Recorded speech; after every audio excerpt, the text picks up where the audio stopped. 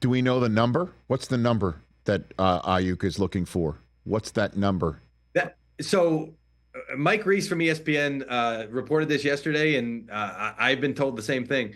$32 million a year is what the Patriots were willing to do. Now, let's put that number in context. Justin Jefferson's up at 35. CeeDee Lamb's going to be up around there. Jamar Chase, whether he does it this year or next year, he's going to be up around there. That's the upper echelon of wide receivers. There's a big spread between 35 and 28, which is where Amon-Ra St. Brown and Jalen Waddle, Devontae Smith. I mean, it was very well defined at $28 million a year for these guys, which in some cases they're number twos versus the guys that I just talked about that are number ones. Aiyuk in his mind feels like he's a number one. When I get evaluations around the league, they say, well, he's a 1B, like he's on the bottom of that one tier. We'd consider him a one. And they have so many guys, the Niners do in their offense, that it's hard to really make an apples to apples comparison. So in his mind, he's saying, well, I at least got to be at the 28 number that these other guys were at. And the Niners weren't there. The Patriots were willing to split those two tiers. That was I'm telling you right now, no matter where he signs, no matter where he gets traded, no matter where the next deal comes from, whether it's the Niners or anybody else, I'll still leave them involved. It's not going to be that number. So he's already, I can tell you, he has already turned down more money to go wherever else he's going to be. So frankly, it's not just about the money for him. And, I know he wanted to play in Washington. I don't know exactly what the draw is for him in Pittsburgh. I think he's just got a feeling about that team and a feeling about that situation that he wants to gravitate toward too. So it's going to be at a much lower number than 32. I usually, like, the guy signs and then we'll report, hey, he turned down more money elsewhere and nobody believes us. Right. It's good that we have this ahead. Like, we put the cart before the horse on this one. Right, it makes sense that the Patriots would want him, right? They tried for Calvin Ridley. They didn't get him. He went to Tennessee. But it makes sense that the Patriots would take their shot. And it also makes sense that Aiyuk is like, listen, money's great, but why do I want to go to a spot where I don't know when the kid's going to start to play and I got to break him in and we don't know how good he's going to be, and this team was third overall on the clock for a reason last year. I know the Patriots aren't used to being in that position, but that is the reality of it. So that makes sense. The question of the timing of it now, though, Mike Garafolo, is it possible that the slowdown, if there is one, is occurring because the Steelers might have hit the mark with Aiyuk, right, monetarily, but they don't have the receiver the Niners want back, and this could be like an NBA type trade where they're looking for a third team willing to flip the receiver the Niners want to San Francisco, and that creates the issue of what the compensation would be in a three-way trade.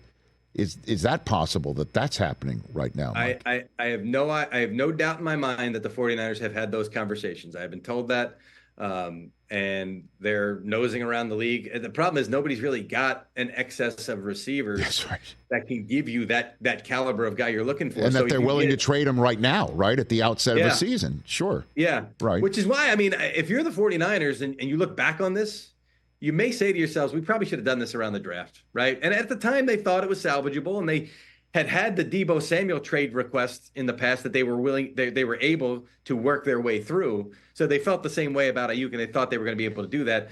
Hindsight certainly is 2020, and I'm sure now looking back, they're probably saying, well, if we had done this around the draft, because a lot of times now you're trading, not a lot of times, if you're trading draft picks now, you don't know where that draft pick's going to be. You do it before the draft, you know exactly where it's going to be, which sometimes it can work out to your benefit, right? The Chicago Bears wound up with the number one overall pick last year because they had made a deal with the Panthers and it wound up being number one. So sometimes it does work out to your advantage, but there's an unknown in that regard. And a lot of times when general managers are doing these deals and talking to owners who want answers, to have the known is, the better route to take in this one. So maybe looking back, they'll say, well, you should have, but at this point, there's nothing they can do about it. They've got to figure out the best path forward at this point.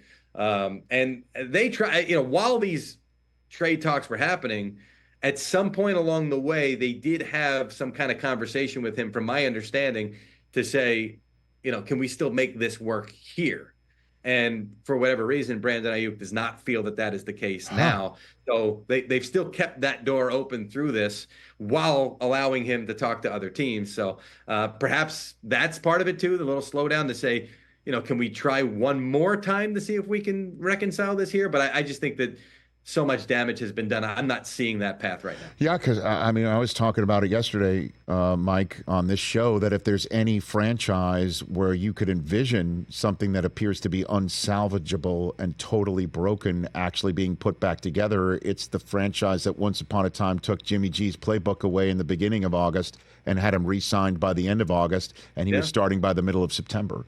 And so like that's why I'm still not ready to close the door. But and one way the door could be closed is if the Niners aren't hitting the number.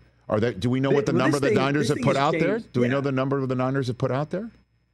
Mike Silver reported that they offered $26 million a year. I believe that that's accurate. I believe that they were around. Now, again, offer versus non-offer. Right. There have been conversations since then where I believe they expressed a willingness to go higher, but that offer was never made. And so on Aiyuk's end, he's saying, well, if it's not sent to me, then it's not officially an offer. That's my understanding, at least.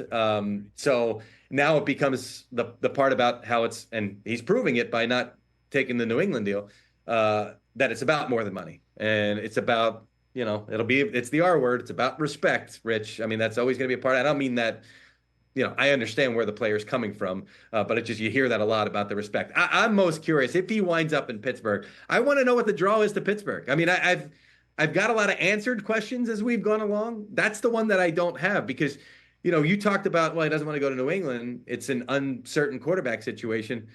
Pittsburgh's not certain. I mean, the only thing certain in Pittsburgh seems to be that you're going to at least be on the good side of 500 with Mike Tomlin. He has that proven track record. So maybe it's Tomlin. I don't know. I kind of want him to go there because I want that question answered. Because if he doesn't go there, then maybe he won't give us the real answer on that one. Where's Cleveland in this? Where's that? They've tried.